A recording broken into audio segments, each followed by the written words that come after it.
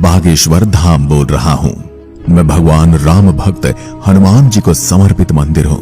मैं वही बागेश्वर धाम हूँ जो आजकल हर न्यूज चैनल की हेडलाइन बना हुआ है।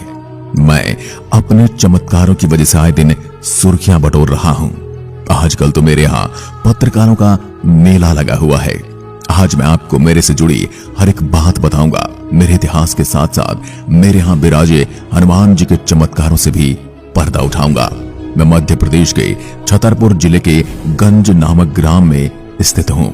मेरे यहाँ विराजे बालाजी की महिमा भारत के कोने कोने में फैली है। मेरे यहाँ आए दिन लाखों श्रद्धालु दर्शन के लिए अर्जी लगाते हैं। अब आप सोच रहे होंगे कि अर्जी किस बात की, तो आपको बता दूं, मेरे यहाँ बालाजी के दर्शन करने के लिए सबसे पहले अर्जी लगानी पड़ती है। अर्जी स्वीकार होने के बाद ही आप बालाजी के दर्शन कर सकते हैं। मैं बहुत ही चमत्कारी मंदिर हूँ जो कई बार खबरों में सुर्खियां बटोर चुका है। मेरे आने वाले सभी भक्तों की मनोकामनाएं पूर्ण हो जाती हैं और उनकी समस्याओं का निराकरण भी यहाँ बताया जाता है। अगर मेरे इतिहास की बात करूं तो मेरा इतिहास बहुत पुराना है। माना जाता है कि मेरा निर्माण चंदेल काल में हुआ था, लेकिन सन 1986 में यहाँ के पास के ग्राम वासियों के द्वारा मेरा पुनर्निर्माण किया गया।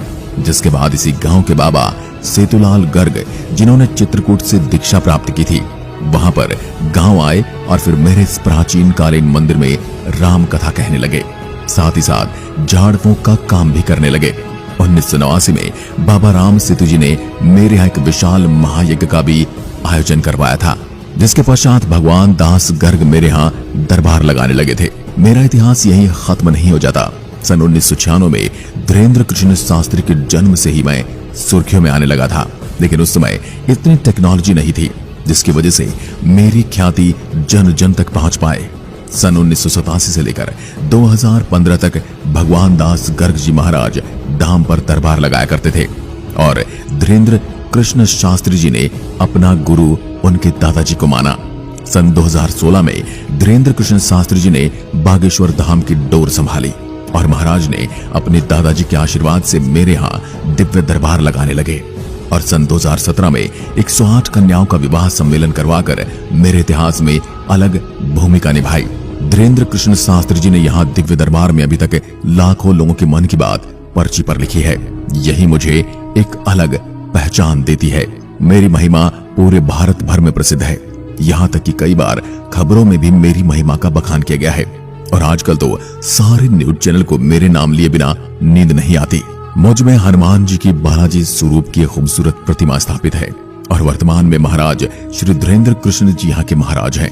मेरे सप्ताह के 7 दिन लोगों की समस्याओं के निवारण के लिए एक दरबार का आयोजन होता है, जहाँ पर भक्तजन अपनी समस्याओं को लेकर आते हैं। मेरे इस मंदिर की चमत्कारी महिमा ये है कि आगे संत धीरेन्द्र कृष्ण जी लोगों की समस्याओं को सुने बिना ही बता देते हैं कि किस समस्या से वह व्यक्ति इस धाम में आया है। वे पर्ची पर लिखकर उस व्यक्ति को दे देते हैं और वह किसकी समस्या से गुजर रहा है और उस समस्या का निदान क्या है। कहा जाता है आज तक इस धाम में जो भी व्यक्ति अपनी समस्याओं को लेकर आया है उसकी समस्या का समाधान हुआ है। भूत प्रेत जैसी बुरी आत्माओं से पीड़ित लोग भी समाधान के लिए इस धाम के दर्शन करने आते हैं। अगर आप मेरे यहाँ बालाजी के दर्शन के लिए आना चाहते हैं, ये दरबार में अपनी समस्या का निवारण करना चाहते हैं, तो आपको एक टोकन प्राप्त करना पड़ेगा।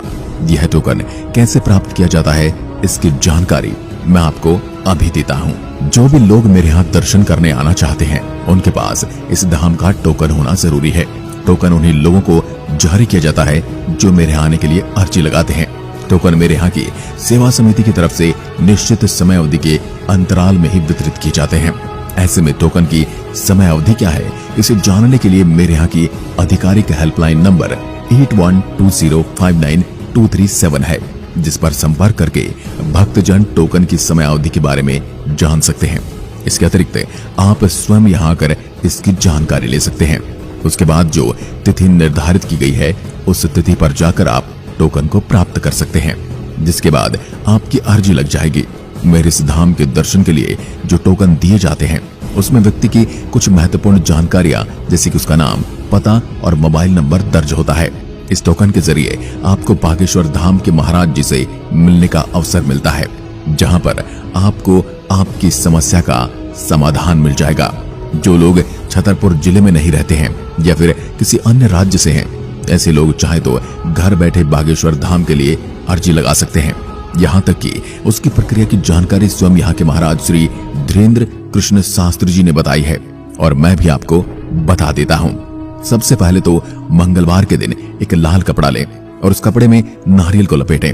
ध्यान रहे कि इस कपड़े में नारियल को लपेटते समय आपकी जो मनोकामना है या जो समस्या है वो जिसकी समाधान के लिए आप अर्जी लगा रहे हैं उसके बारे में ध्यान करते हुए नारियल को कपड़े में लपेट लें। उसके बाद आपको भगवान बागेश्वर धाम सरकार के माला का जाप करना है और फिर इस नारियल को अपने पूजा वाले स्थान पर रख देना है। इस तरीके से आप बागेश्वर धाम के दर्शन के लिए अर्जी लगा सकते हैं। अब आपने मेरे यहाँ दर्शन के लिए अपनी अर्जी लगाई है या लगाने वाले हैं, तो कैसे पता चलेगा कि आपकी अर्जी स्वीकार हुई है या नहीं? इसके बारे में यहाँ के महाराज ने बताया है, जब आपकी अर्जी स्वीकार होती है तब आपके परिवार के किसी भी सदस्य को लगातार 2 दिन तक स्वप्न में भगवान बागेश्वर की बंदर स्वरूप के दर्शन होते हैं। अगर आपके स्वप्न में बागेश्वर भगवान के दर्शन नहीं हो रहे हैं तो इसका अर्थ है आपकी अर्जी अभी तक स्वीकार नहीं हुई। ऐसे में आपको इससे हताश होने की जरूरत नहीं है। आप चाहे तो अगले मंगलवार को दोबारा अर्जी लगा सकते हैं। आपको बता दूं, अर्जी लगाने के बाद कुछ दिनों तक महत्वपूर्ण बातों का ध्यान रखना पड़ता है।